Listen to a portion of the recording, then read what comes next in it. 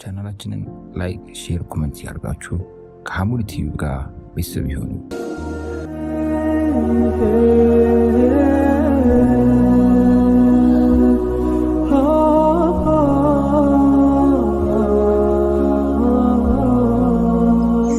ጎሽ ብለህ በሬን መዝጋት ጀመርክ አይደል?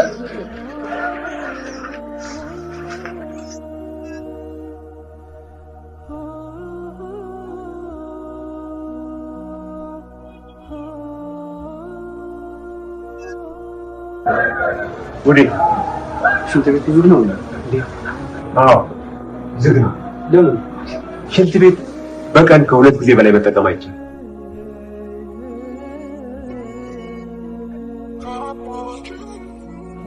ውሃ ሄዳ ነው እንዴ ልክ ዘግቼው መሰለኝ። ሻወር ልወስድ ነበር ሰውየው ከታጠቡ እንደፈለጉ ሻወር ወሰቃሽ።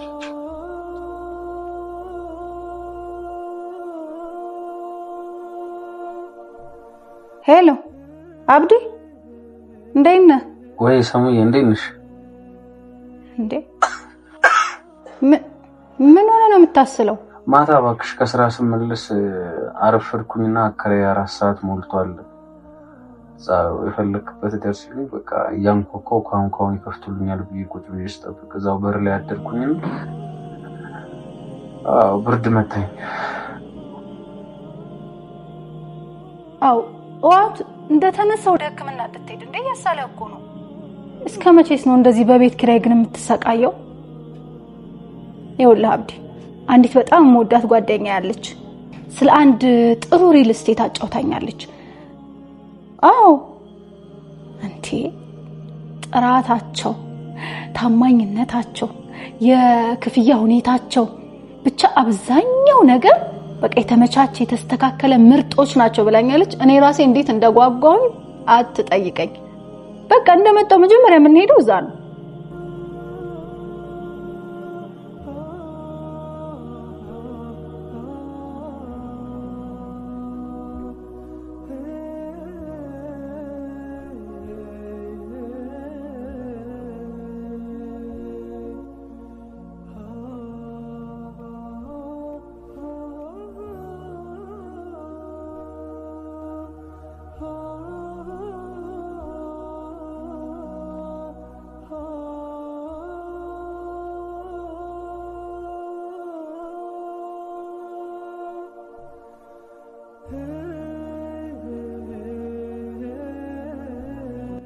ሰላም እንዴት ዋላችሁ? ሰላም ነው? እንኳን ደህና መጣችሁ። አረፍ በሉ።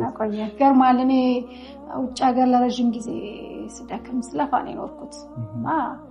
እንደዛ ደክሜ ያጠራቀምኩትን ገንዘብ ደግሞ ቁም ነገር ላይ መዋል አለብኝ ብዬ አሰብኩኝና ከቤት በላይ ደግሞ ትልቅ ነገር የለም እና አጋጣሚ ከዚህ በፊት አንድ ጓደኛዬ ስለዚህ ድርጅት አጫውታኝ ነበር። ስለ ቴምር? ስለ ቴምርና ደስታ ነበር? ማወቅ ፈለኩኝ። ከዚህ በፊት ምን ስራዎችን ሰርታችኋል? የሚታይ ነገር እንደው ያለውን አጠቃላይ ነገር ብትነግረን ደስ ይለኛል። አምናችሁ ስለመጣችሁ ደስ ብሎናል በጣም። ቴምር ፕሮፐርቲ ኦልሞስት 2008 አካባቢ ነው እንደ ሪል ስቴት የተቋቋመው። የተለያዩ ቦታዎች ላይ አስረክቧል። ለምሳሌ የት የሚለውን እንኳን ብናነሳ ለቡ አካባቢ ላይ 2 ሳይቶችን አስረክቧል። አያት ላይ እንደዚህ 2 ሳይቶችን አስረክቧል። አጣና ታራ፣ ላፍቶ፣ 4 ኪሎ እነዚህ ቦታዎች ላይ የንግድ ሱቅንም እንዲሁም ደግሞ መኖሪያ ቤቶችንም ጨምሮ ሙሉ ለሙሉ ለደንበኞቹ አስረክቧል ያለ ምንም ቅሬታ እንዲሁም ደግሞ ያለ ምንም የዴሊቨሪ ታይም ኢሹ ማለት ነው። በዋናነት አሁን ላይ ደግሞ ኦልሞስት ከ1 ሳምንት ከ2 ሳምንት በፊት የለቀቅናቸው ሳይቶች አሉ። ሳር ቤት ላይ ወይም ደግሞ ቫቲካን ኤምባሲ ወረድ ብሎ አንድ ሳይት ለቀናል። ሲልክ ሮድ ሆስፒታል ፊት ለፊት ላይ ነው ያለው። አስፋልት ዳር ላይ ነው መኖሪያ ቤቶቹ። ባለ 2 መኝታና ባለ 3 መኝታዎችን ይዘን መተናል። አዋሬ የሴቶች አደባባይ አንድ ሳይት ለቀናል እዛ ጋር። እሱ ሳይታችን ደግሞ ባለ 1 እና ባለ 3 መኝታዎች ብቻ ናቸው ያሉት እዛ ላይ። ባለ 1 መኝታ 78 ካሬ እንዲሁም ደግሞ ባለ 3 መኝታ ደግሞ የተለያዩ አማራጮችን ይዘዋል ማለት ነው። ሳር ቤት የዲፕሎማቶች መቀመጫ ነች።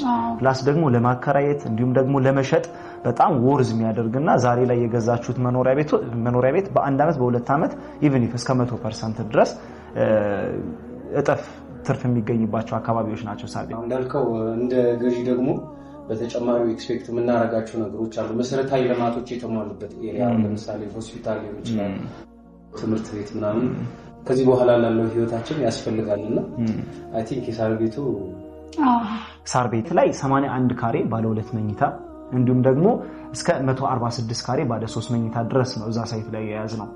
81 ካሬ ትንሹ ነው ማለት ነው። 81 ካሬ ትንሹ፣ ትልቁ ደግሞ እስከ 146 ካሬ ድረስ ይሆናል ማለት ነው። ቴምር ፕሮፐርቲ ላይ አዲስ ሳይቶች ላውንች ሲደረጉ ምን አማራጮች አሉት ወይም ደግሞ ምን ኦፈሮች አሉት የሚሉት ሁልጊዜ ይጠበቃል።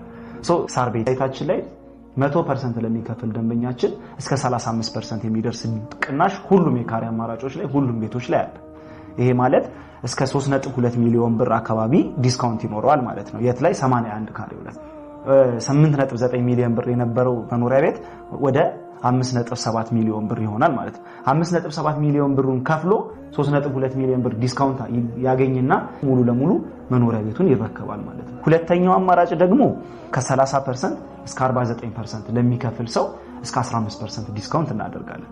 ሌላው ከ50% እስከ 64% ሲከፍሉ ደግሞ እስከ 25% የሚደርስ ቅናሽ ያገኛሉ። እነዚህ ኦፈሮች የሚገርማችሁ ነገር መኖሪያ ቤቶችን እስከ መግዛት ሊያደርሱ ይችላል አንዳንድ ቦታዎች ላይ እና እውነተኛ ቅናሾች መሆናቸው።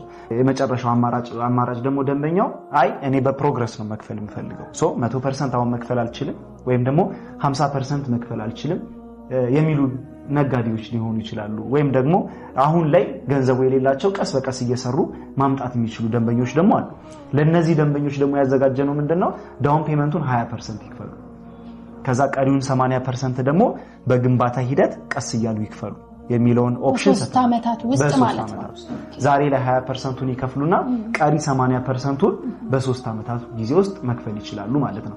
አግሪመንት ላይ ቀጣይ ክፍያዎች ወይም ደግሞ 80% ክፍያዎች በታይም ዲዩሬሽን ከተቀመጡ ይሰራም አይሰራም የመክፈል ግዴታ አለባቸው ደንበኞች። እኛ ግን የምናስቀምጠው በፕሮግረስ ነው። ዛሬ 20% ይከፍላል፣ እኛም ፕሮግረሱን እንይዝና አብረን እንሄደው ማለት ነው። ልክ 100% ሲጨርስ መኖሪያ ቤቱን ይረከባል ማለት ነው። እዚህ ላይ ደንበኞች መገንዘብ ያለባቸውና በጣም ትልቅ ነጥብ መያዝ ያለባቸው አንድ ጉዳይ አለ። አሁን ለምሳሌ 50% 30% ከፍለው ቅናሽ ለማግኘት የፈለጉ ደንበኞች የሚሆኑ 20% ከፍለው ውል መዋዋል የፈለጉ ደንበኞች እዚህ ጋር ቴምር ፕሮፐርቲ ሲመጡ ቀጣይ ክፍያዎች ላይ ምንም አይነት የዋጋ ግሽበት እንዲሁም ደግሞ የዶላር ጭማሪ ወይም ደግሞ የማቴሪያል ኢስካሌሽን ደንበኛውን አይመለከትም ይላል። ይሄ ውላችን ላይ በግልጽ ተቀምጧል። ቴምር ላይ ስትመጡ ፍሌክሲብል የሆነ ያከፋፈል ሲስተሞች አሉ። እጅግ በጣም ለደንበኞች ምቹ የሆኑ ሰርከምስታንሶችን ፈጥረናል ብለን እናስባለን። ፐርሰናሊ እዚህ ገንዘብ ባልክ ደስ ይለኛል። ማለት ቀጥታ ከድርጅቱ ጋር መገናኘት የምችልበት ማለት አካውንት ይኖረዋል ወይ? ምንድነው በመጀመሪያ ደረጃ አግሪመንቱን ስትፈርሚ ያንቺ ዶክመንቶች አብረው ከዶክመንቶች ጋር ይያያዛሉ። ያንቺ ዶክመንቶች ማለት ህጋዊ የሆኑ አንቺን የምናገኝባቸው አድራሻዎች ከዶክመንቱ ጋር አታች ይደረጋል። ምንድነው ያው ፖይንትሽ ስለገባኝ ምንድነው አንድ ደንበኛ 20% ከፍሎ ዛሬ ላይ አግሪ ካደረገ በኋላ ቀጣይ ኮሌክሽኖችን ወይም ደግሞ ቀጣይ ክፍያዎችን በምን አይነት መንገድ መክፈል ይቻላል ለሚለው በጣም ኢዚ ነው። ያ ማለት ቀጥታ በድርጅቱ አካውንት ካለሽበት ሀገር ሆነሽ ቀጥታ ወደ ድርጅቱ አካውንት በማስገባት ቀሪውን ክፍያ በተመሳሳይ ሂደት መክፈል ትችላለሽ። እዚህ ጋር ደረሰኝ ጥያቄ ይፈጥራል ወይም ደግሞ የአታችመንት ጉዳይ ጥያቄ ውስጥ ይገባል። ይህንን አታችመንት ደግሞ አስፈላጊ ሆኖ ካገኘነው ደግሞ በዲኤችኤል ያለሽበት ቦታ ድረስ እንልክልሻለን ማለት ነው። ከ15 ዙር ሊደርስ ስለሚችል ራውንዱ አንድ ላይ ሰብስቦ በዲኤችኤል መላክ ነው። አስፈላጊ ሆኖ ከተገኘ ግን በእያንዳንዱ ጊዜ ላይ አታችመንቱን ወይም ደግሞ ደረሰኝሽን ባለሽበት ቦታ በዲኤችኤል ስትሬት ሮዱ ተጠቅሶ ይላካል። እንግዲህ እናንተም ብለን መተናል እዚህ እና ምን የተለየ ኦፈር እናገኛለን? የመጀመሪያው ዴሊቨሪ ታይም ነው። ከዚህ በፊት ያስረከብናቸውን ቤቶች ያለምንም ቅሬታ ነው ያስረከብናቸው። ይሄ ደግሞ እኛ አይደለንም ምስክሮቹ፣ ደንበኞቻችን ናቸው ምስክሮቹ። ይሄንን ሪፈር ለማድረግ ምናልባት በአቅራቢያችሁ የምታውቁት የቴምር ፕሮፐርቲ ደንበኛ አይኖርም ብዬ ስለማላስብ እነሱን ሪፈር ብታደርጉ ሞር የተሻለ ነው ብዬ አስባለሁ። ሌላው እና ትልቁ ፕራይስ 2017 ዓ.ም ላይ ቴምር ፕሮፐርቲ ሙሉ አመቱን በሚባል ደረጃ የሪል ስቴት ሴክተሩን ዶሚኔት አድርጓል። ለዛ ነው የ2017 የኢትዮ ሪል ስቴት አዋርድን በተመጣጣኝ ዋጋ በመሸጥ ለደንበኞች ሽልማቱን የወሰደው ቴምር ፕሮፐርቲ ነው። ሌላውና ዋነኛው ነገር ፍሌክሲብል የሆነ የፔመንት ስኬጁል አለ። ፋይናንሻሊ በጣም ስቴብል ነው። በጣም ስትሮንግ የሆነ ድርጅት ነው። አንድን ከስተመር ታርጌት የሚያደርግ ድርጅት አይደለም። እጅግ በጣም ብዙ ከስተመሮች አሉ። ስለዚህ አንድ ድርጅት ፋይናንሻሊ ስቴብል ከሆነ አንድ ደንበኛ ጋር ራፍ የመሆን ነገር አይኖርም። የሪሴል የሚባለው ጉዳይ የማይቻልበት ደረጃ ላይ ከደረሰ ግን የመሸጥ የመለወጥ መብቱን ለከስተመሩ እንሰጣለን። እነዚህ ነጥቦች ሌሎች ቦታዎች ላይ በቀላሉ የማይገኙ እንዲሁም ደግሞ ትንሽ ስትሮንግ የሆኑ ወይም ደግሞ ራፍ የሆኑ ነገሮች ናቸውና እኛ በተቻለን አቅም ለማቅለል ሞክረናል።